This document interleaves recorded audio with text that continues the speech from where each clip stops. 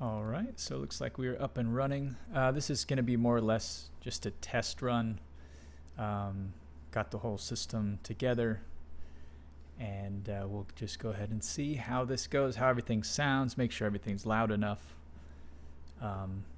like the mic volume versus the video volume that I play. But anyway, just kind of wanted to start. I've got a couple things at the top here. Just wanted to say, if you go to Mach Wonder X on X, give me a follow. Actually, I should probably be following Cat Turd, huh? Huge in the zeitgeist these days, Cat Turd. I don't know, conflicted about following Charlie Kirk's account, given he is not alive. He's not with us anymore. Anyway, if you could follow at Mach Wonder X, and then same with YouTube. So at Mach Wonder.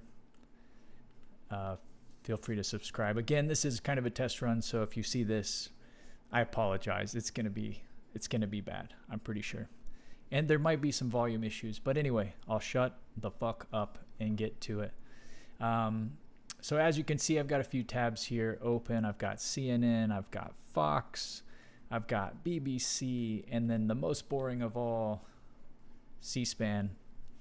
Because I wanted to get a nice palette across the board. I'm not trying to cater to any particular group. I'm literally just pulling up the most interesting stuff that I find for the day and walking through what is out there online that we can take a look at. So first thing first, this is very interesting. So as the battle for Trump's heart continues, it seems that Zelensky has won the battle for now. Essentially, Trump is saying he backs Ukraine, says that he's going to make sure that Ukraine gets all of its territory back. And you can see, so he says a few telling things in this press conference here. So Putin and Russia are in big economic trouble, and this is the time for Ukraine to act, he added, labeling Russia as a paper tiger.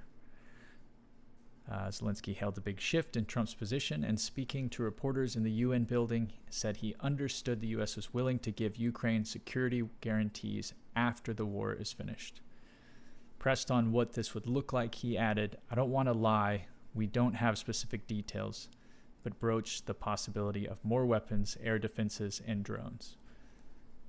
So here's that press conference, and let's have a listen. Iranians are ready, but everything is in the future. Thank you very much. Any questions? Mr. President, do you think that NATO countries should shoot down Russian aircraft if they enter their airspace? Yes, I do. Mr. President, any update on your talks with President Putin, and do you still trust him? I'll let you know in about a month from now, okay?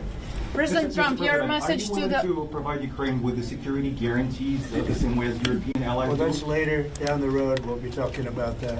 Hopefully, we'll be in a position to talk about that a little bit later on. It's a little bit too early to answer. Why do you think Mr. Putin is not willing to meet with both of you? President Trump, your message to President Orban, who is refusing to stop buying Russian oil.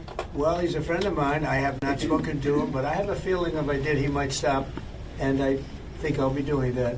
Thank you. What progress do you think has been made on ending Russia's war against Ukraine since the last time you saw President Zelensky? Well, the biggest progress is that the Russian economy is terrible right now. It's, as you know, it's crashing. And that, frankly, Ukraine is doing a very good job of stopping this very large army. It's pretty amazing. You know, this is a war that should have ended in 3 days, 4 days. People said it was going to be very quick, and you got to hand it to the Ukrainian soldiers and everybody involved. It's still going on, and that's not a good thing for Russia. This was supposed to be quick. And so, Russia doesn't look very distinguished, having taken 3.5 years now, right? It's about 3.5 years of very hard fighting. And it looks like it's not going to end for a long time. Mr. President, have you been briefed on the latest alleged drone incursion into Denmark?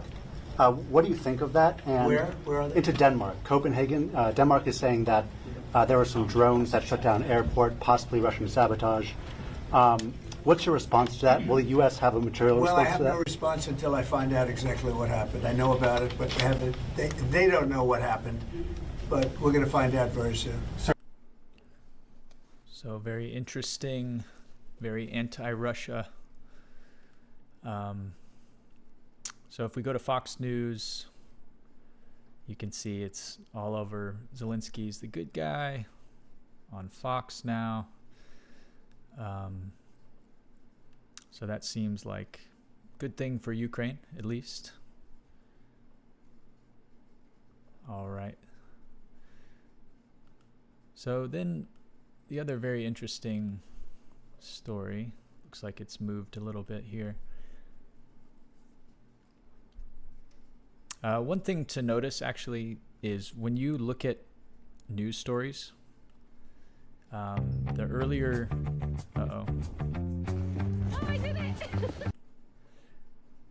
the earlier you look at them, you'll be getting sort of the first titles that they put out, and then as the day progresses, they can do user testing against different titles. So they'll do some that are, reserved, and then some are dramatic, and some are profane almost, just they're pushing extremes, and they're trying to see which title gets the most clicks, but most specifically, which clicks result in an ad click. So see these ads here. Here's one. So what they do is they'll have a layout where there's an ad above the title. There might be a video and then a first paragraph. So this is very common. You'll see like a first intro paragraph and then an ad. So here's a little pop-out ad. And let's see if there's anything hidden. Yeah, promoted. Here's another one. Here's another one. So anyway, there will be multiple layouts where these ads will be in different places, and then they will change titles, they will change images, they will move wording around, and so many people are reading these stories that within sometime minutes, 150,000 people are basically running through those tests. They're clicking on the title that they read, which will be different from the next person that comes to it. So it's called round robin, meaning the title for me is going to be different for you, and the ad placement here is going to be different for you. For me, it's going to be down here. And so what they're doing is they're basically running very fast tests to determine which news stories are most monetarily valuable. It's very simple math. The bottom line is money. So just remember that. This is not just Fox News. CNN does it. USA Today, BBC. This is like, what would you call it? Just content, sort of gaming and ad revenue gaming. But everyone does it. But just so you know, when you click into a news story, the system is watching what you're doing, and if your behavior or your preferences or whatever you want to call it result in a click, then they're going to build those news stories to look like what they presented to you, because it's called a conversion.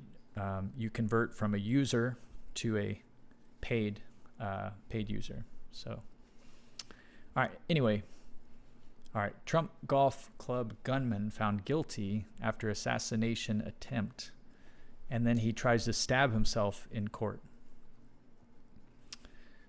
Pretty wild, actually. There's a picture. I think it's somewhere down here.